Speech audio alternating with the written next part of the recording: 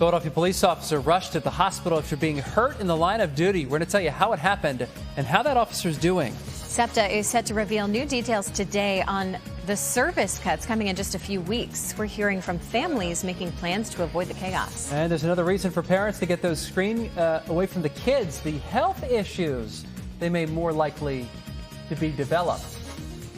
And I'll speak English the next time I read that sentence. Those stories and more on today's edition of The Lineup for Wednesday, August 6th, 2025.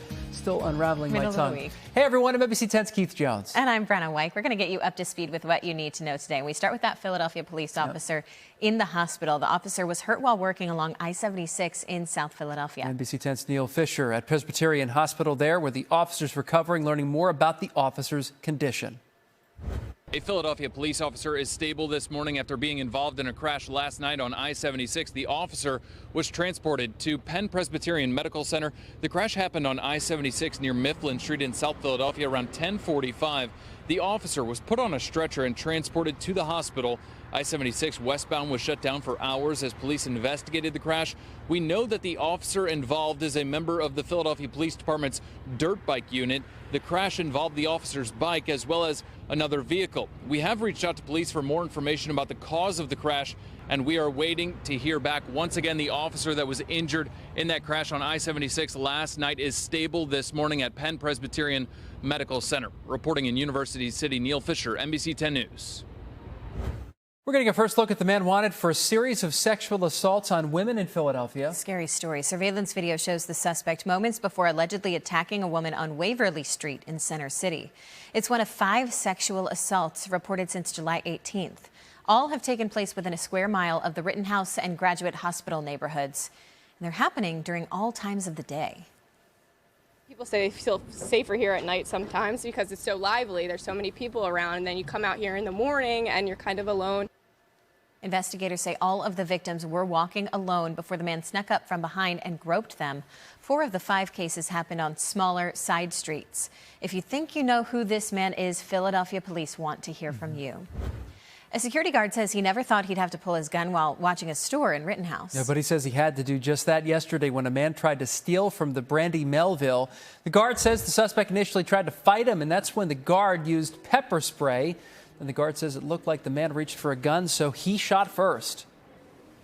He just started fighting people for no reason. We were just scared. I have a store full of females, so I had to defend them as the best way I possibly could. Guard told us all the customers had to be escorted out before he opened fire. That shot didn't hit the suspect. He took off. Police caught him a few blocks away. They took him to the hospital for exposure to pepper spray. Developing now in Newcastle County, police are working to find out how a shooting and crash are connected. The shooting happened first around 7:15 last night at Evergreen Apartments. You can see officers searching for evidence in the parking lot there.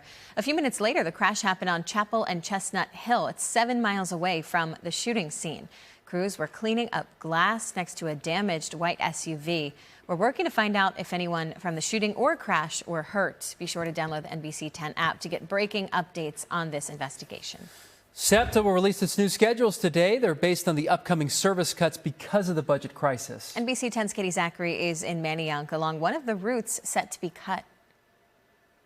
We're along SEPTA's Route 62 bus route here in Manayunk. It services Main Street, which is a busy stretch for the morning rush. You can see the sign here and below. There's a sign notifying passengers of the route that will soon be suspended, others that will be altered if lawmakers in Harrisburg cannot agree on new funding for SEPTA. And since that has not happened yet, in fact, lawmakers are a month past the deadline for approving a new state budget.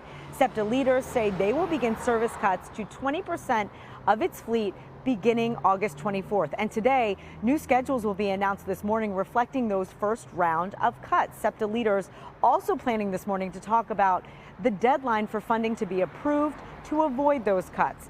But with stalled action in Harrisburg, as state Democrats and Republicans have yet to agree on a new funding package for the transit agency, families and others who rely on SEPTA to get them where they need to go are forced to make new plans for getting to work and school later this month. I don't think people have fully priced in what is going to happen. Right. If we get to that point, either if there's no deal or the deal isn't good enough to stave off those cuts, I think it's going to be a while before people realize, oh man, this is having a big effect, and I have to sort of change my whole schedule or make other choices. In addition to us getting our first look at those new bus route schedules and transit schedules that may be rolled out in later August, if funding does not come through to SEPTA, there will be a rally at 11 a.m. outside of Philadelphia City Hall to drum up support so that state lawmakers will go back to the table in Harrisburg and hopefully agree on a funding plan for the transit agency. Reporting from Manayunk, Katy, Zachry, NBC 10 News. Teachers preparing to start the school year in Philadelphia. They're also preparing for a possible strike. The president of the Philadelphia Federation of Teachers says contract negotiations with the school district aren't moving as fast as he'd like. So he's preparing for members to walk off the job. Members of the union plan to start making picket signs later today. They are due back in the classroom August 18th. School starts a week later, but their contract ends on the 31st. Excessive screen time might hurt your kids' heart health. Yeah, that's according to a new study from the American Heart Association. It shows kids and young adults who spend more time on phones, watching TV, playing video games, may face higher risk for heart conditions. Those include high blood pressure, high cholesterol, and insulin resistance. The risk factors go even higher for kids who don't get enough sleep. Makes sense. Wall Street's bracing for the impact of President Trump's new global tariffs, which go into effect tomorrow. Tariffs of between 15% and 41% will be imposed on goods shipped to the U.S. from more than 67 countries. Meanwhile, the president is again threatening to raise tariffs on India from the current rate of 25%. Mr. Trump says he is not happy with India buying Russian oil. Airport security just got easier for families depending on where you fly. That's right. The TSA is adding security lanes for families only. Unfortunately, none of our local airports included in that launch. Right now, it's available in Charlotte, Orlando, Jacksonville, and a couple other airports. The TSA promises to add more in the coming months. We're going to let you know when Philly is hopefully added to that list. That'd be nice. Big deal. And the city of Camden's rideshare program getting a big boost from the state. Yeah, it's called Loop. Camden Loop is getting $2 million in funding. Riders can get anywhere around Camden for $2 per ride and $1 for each additional passenger. The Camden Community Partnership launched the Loop in 2003. The historic Shamrock Beef and Ale building in Wildwood is up for sale. Yeah, the 10-bedroom, 5-bathroom beach house listed for just under $1 million, according to our news partners at the Philadelphia Business Journal. The Shamrock is best known for its bright green and orange paint. It's a staple of the Wildwood bar scene for more than 80 years. It closed in 2021 after troubles with pandemic-related violations. In 2022, a truck relocated that home to a location closer to the shore, too, which is interesting. It's going to be interesting to see. Yeah. Hey, the Philadelphia Zoo has 2 new big cats on campus. We want you to meet Rory and Rafferty. Rory is a 3-year-old female Amur tiger. The tigers can grow to be some of the biggest cats in the world. Rory's on the left there. But there are fewer than 500 of these left in the wild. Rafferty on the right is a male Amur leopard who was born in 2017. He's one of the rarest cats in the world, just 150 estimated in the wild. You can see both of these beautiful big cats at Big Cat Falls exhibit at the Philadelphia Zoo. If the Phillies need a pinch hitter today, we know somebody who might be available. NBC 10 Sheila Watco took a few swings yesterday at Citizens Bank Park as part of the Police Athletic League's night at the Phillies. Shout out to her mom, Connie Watco, by the way, for capturing this base hit. Rob Thompson, if you need Sheila for today's game, you know where to find her, right? She's right here in the NBC 10 She is studios. such a good sport. Yeah, look at her go, too. I love the It's celebration, so much fun. too. Oh, great. I love Shields. Hey, the Phils will try to sweep the Orioles this afternoon after a big win last night. They beat Baltimore 8-0. Yeah, hoping for another repeat. You can watch the Phillies take on the Orioles again at 12:30 right here on NBC 10. And then tomorrow, we'll have the preseason debut of the Eagles at 7 p.m.